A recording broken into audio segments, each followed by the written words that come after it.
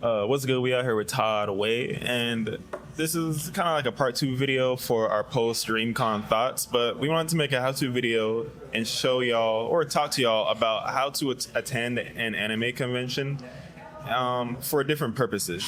For normie slash cosplayers, I think what I recommend personally is that you go there and this is for first time goers, or if you're just somebody that likes to consistently go to conventions in your local area. If you just want to go there and enjoy the con specifically, going in cosplay, you could do that, but expect people to want to talk to you, take photos, and maybe talk to you about anime, stuff like that. If you're not in cosplay, you'll have an easier time just walking through the con, making it to your panels on time, and enjoying the con all around without being stopped by a lot of people. But one thing that contributes to you enjoying the con the most, in my opinion, is you interacting with the people in the community at the convention. You can go there, you can spend your thousands of dollars in the vendor hall, and you can just make it on time to each panel if you want. But those are just two pieces of the puzzle, which in my opinion are smaller when it comes to how much you enjoy the convention. Yeah, and that's on the normies and cosplay side of things.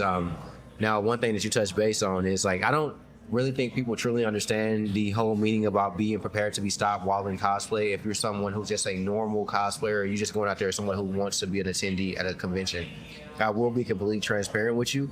You will be stopped. You will be bombarded with photos. Can I do this? Can I have a video? And you may get stopped by even a content creator, which we'll get to here in the next segment, for a Q&A and just to communicate and talk about your interests as a whole. Now, we'll be completely transparent with you. On the normal side of things, you can attend the panels. You can schedule those out. You can have an itinerary and follow your itinerary perfectly. And that's just one of the best takeaways from going to the convention as a normie. But there is some downsides. Access to certain areas may be limited. Because you're simply an attendee, you're not able to, how do I say this? Pretty much get in a certain room. Yeah, there are some panels that are exclusive to either some creators, some guests, and some press, like what we were for DreamCon. And if you don't have specific badges, you will not be able to see the full panel experience that the convention might have to offer. Yes, and you may also be limited to lines. Now, nobody ever talks about this, but lines at big conventions can be extremely, extremely long. And by that, I mean, you can possibly wait about 15 to 20 minutes. But as of recent years, the flow of traffic at conventions have been more fast-paced. It may seem outrageous with the S-shaped lines, zigzag curves, but this limits long line waiting. This is more, what is it called? Compartmentalized? Yeah, compartmentalized, and they're in a space where everybody are able to be close and they can see themselves making progress versus being wrapped around a building somewhere, hoping that you get in, that you're not burning up outside. And I will say that's one thing about DreamCon this year that was absolutely done beautiful. We didn't really wait in many lines, which we'll talk about. We'll kind of discuss that here in the next few minutes or so, but just understand that if you genuinely want to just go to the con and enjoy it and the experience of it, going as a cosplayer or just someone who's just going to see what's going on, it's a good time. You can definitely itinerary everything up and just go with the flow of things. But if you got a strict schedule, don't even wear a cosplay. Don't even worry about it. Don't even wear a cosplay. Don't cosplay if you're trying to get to a panel. I'll tell you later. Yeah. And if you are trying to get to a panel in cosplay, just understand it. You may just so happen to be that golden Easter egg in the con where everybody just wants to take a picture with you. Mm-hmm. And at times that may be a random photo shoot, and I know it's very exciting to have someone ask you for a professional photo shoot and you've never took one and you work so hard on this cosplay and then boom, you get the opportunity and there you go. Mm-hmm. So yeah, that's just my takeaway from that. Yeah, and next we're going to talk about how you should attend a con as a content creator. Now, this one's interesting because you can still do a lot of the things that a normie slash cosplayer can. He's lying. But as a content creator, you're not, in my opinion, I don't think you should be too worried about trying to get to these panels unless you're a part of the panel and someone's going to be recording. Because as a content creator, your goal is to, clip farm, make content. We were press and we were basically interviewing people the entire con, whether you went in cosplay or not, because you wanted to get the opinions of everybody regardless, right? We're not saying if you're a content creator, you can't go out there and genuinely enjoy it. You can still go and do the same things as a normal attendee. That is not the issue. The issue becomes the work over enjoyment process of being a content creator. My thing is, when I attend a con, I am there to literally have a good time, but also create in the process of having that good time. I don't want an investment for me to be missed because I just wanted to go out and party. I've been attending cons. I'm not using this time as a content creator to miss opportunities to network, set up business opportunities, create new content, and also reach a new audience in the process. You can go to a con nowadays and this just happened recently. DreamCon this year, a lot of new creators came out for the first time. Some returning creators came out and they were just like, oh, I just want to have a good time. I want to have fun. Now you're back home. You have no content to share. You're reposting vlog contents of just maybe you going out to party and things like that, but you didn't sit down and strategically film anything that was going to help your platform. If you're someone who does reaction videos, at some point during the con, you should have had like a board, react to this. What do you think of this? Not just a Q&A portion, but doing things where you're actually showing yourself reacting to the con experience.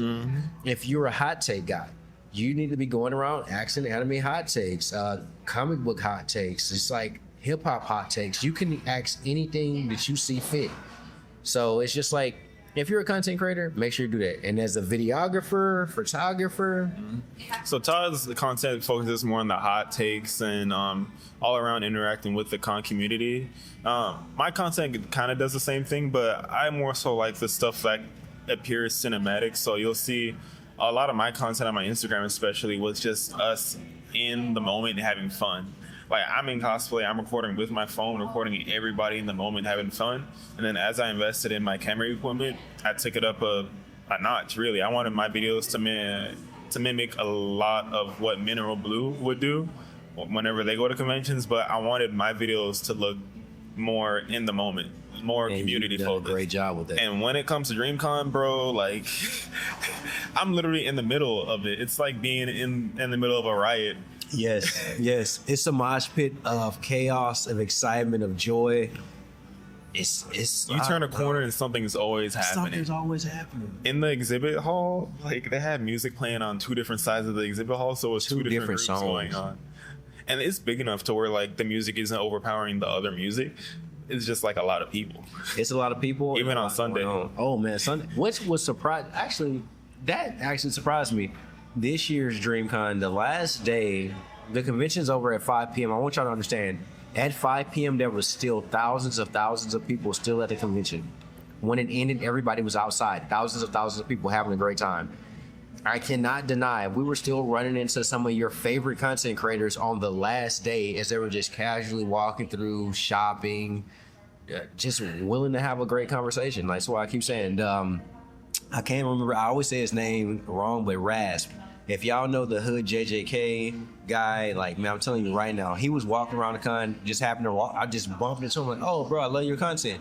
He was like, oh, that's what's up, bro. We exchanged information, and something as simple as that interaction was like, dude, DreamCon is really an opportunity to network on a whole nother scale, especially in a community base of networking. I'm not saying you can't network at other conventions. I'm just saying you may not see a creator that you follow at another con, just being completely transparent. Because DreamCon does pride I don't know about pride itself, but it pushes the image of it being a convention where you as a content creator can go there and network, in my opinion.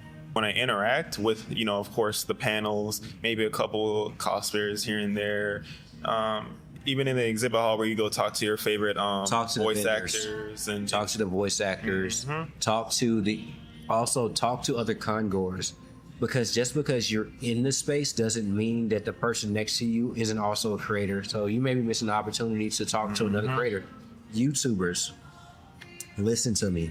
If there's an opportunity for you to go to the YouTube lounge or you know some YouTubers in the space, make sure you network with other YouTubers. This goes the same for TikTokers, Instagrammers, and so on. There's someone at every one of these cons, especially DreamCon, that's big on the platform or up and coming. And that's an opportunity to network because you never know who's just like where your next big idea is going to come from and your next networking opportunity. Yeah. How do you attend the anime slash cosplay convention? You want to interact with not as many people as you might want to, but interacting with people will have you enjoy the con, interact, and go to panels. Yes. And of course, the vendor hall if you want to spend thousands of dollars on stuff, right? And as a content creator, you're definitely going to want to interact with everybody, especially those in cosplay, especially those who are also doing content creation. It gives you the opportunity to collab and combine audiences, which can all in all benefit everybody. Yeah. You're going to want to network, which goes hand in hand with interacting with everybody. And of course, take photos / videos with other people so that you can contribute to your content creation. Yes. That's actually perfect. That's well said. I couldn't have said it better myself. In all honesty, this is a how-to on how to attend any convention, not just DreamCon. So just keep that in mind. We have been talking a lot about DreamCon as the overall convention in these last few videos or these last couple of minutes and whatnot. But I definitely want y'all to understand this applies to all conventions, networking opportunities, knowing how to lay out the day. But we didn't talk about one thing, and I actually want to make this very, very transparent. Hydrate, find food that is affordable, or bring food with you that you can have on hand during this convention. Also be prepared for parking or Ubers depending on if you're in an Airbnb in an area or if you live in the area, because these are expenses that could add up over the con weekend. I think I spent $30 a day parking. $30 a day parking and buying food, it definitely adds up. I will not lie to you, even as someone just has been going for years, you just have to find ways to mitigate the overall pricing. I'm not saying that you got to meal prep for the con, but at the same time, we were getting there stupid early, walking around for 8 to 10 hours throughout the entire day. And I was going so far as to go into after parties. Hell, we did a content creator party. Yes, that was actually pretty interesting. There's a whole nother piece of content coming out later on, but just know that, like I say, those networking opportunities open up doors that are going to lead outside the con. So do not miss those opportunities. But hey, man, that's all I got. This is Afro King Cosplay. And your boy Ty, Way the Anime Way. We out. Peace.